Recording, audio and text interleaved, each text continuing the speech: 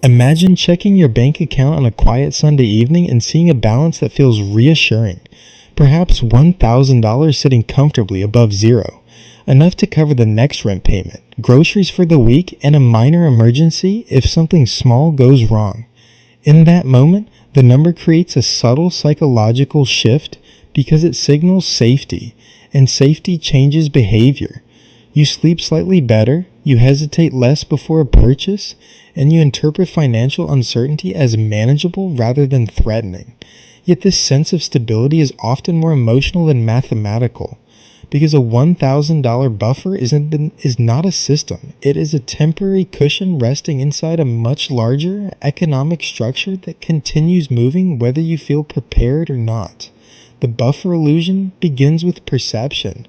Human beings are highly sensitive to thresholds, and round numbers feel meaningful even when they have no structural significance. Crossing from a negative balance to a positive one feels transformative, and reaching 4 digits in savings feels like entering a new financial category. Behaviorally, this is tied to loss aversion and mental accounting.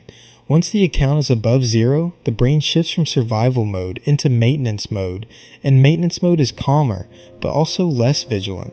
Spending becomes framed as manageable rather than consequential because the mind anchors to the idea that there is room for error. Mathematically, however, the economy does not recognize emotional thresholds. If monthly fixed expenses total $2,500 and income is $3,000, the margin is $500 per month before variable costs and unexpected volatility. In that structure, a $1,000 buffer represents roughly 2 months of margin under stable conditions. But stability is rarely guaranteed. A medical bill, a temporary reduction in work hours, a car repair, or a broader economic slowdown can compress that margin instantly. When volatility hits, the buffer does not scale, it depletes. The illusion comes from mistaking a short-term cushion for long-term resilience. There's also a deeper behavioral dynamic at play. When individuals operate with a small buffer, they often optimize for liquidity rather than growth. Cash sits idle because it feels protective, yet inflation quietly erodes its purchasing power. Over time, the real value of that $1,000 declines while expenses trend upward due to housing costs, healthcare pricing, and general economic expansion. The buffer remains numerically constant but functionally weaker.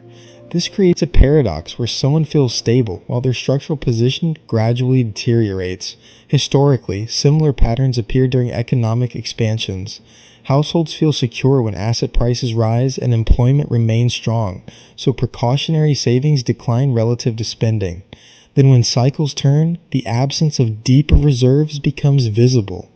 The pattern is not about irresponsibility, it is about human psychology responding to recent conditions rather than long-term variability. A small surplus during stable periods can mask exposure to systemic shifts. The math behind resilience is less about a fixed dollar amount and more about ratios and time. True stability is measured in months of expenses covered, diversification of income streams, manageable debt obligations, and exposure to economic cycles. A $1,000 buffer may represent meaningful progress for someone just beginning to build financial stability, and that progress should not be minimized, but it becomes risky when interpreted as completion rather than foundation. The illusion solidifies when the buffer becomes a psychological destination instead of a stepping stone. What ultimately changes the trajectory is not the number itself, but the identity shift from reacting to expenses toward designing margin.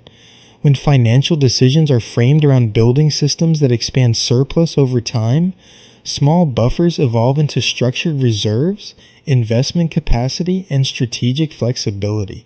The goal is not to eliminate uncertainty, because uncertainty is embedded in economic systems, but to gradually increase tolerance for volatility through scale and structure.